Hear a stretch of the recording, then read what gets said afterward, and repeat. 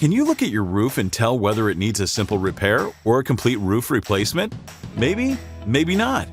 The truth is, there are a few things you need to know about your roof before you decide if you need repairs or replacement.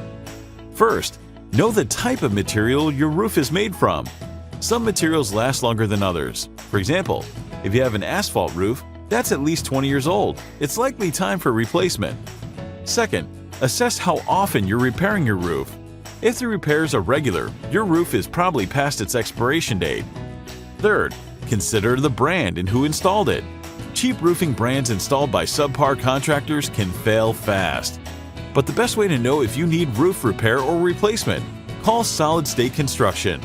We'll perform a thorough inspection of your roof and provide you with an honest assessment. If repair is what you need, repair is what we recommend. If replacement is what you need, replacement is what we recommend. No nonsense, no games. Call 508-581-3798 to schedule a free roof inspection today.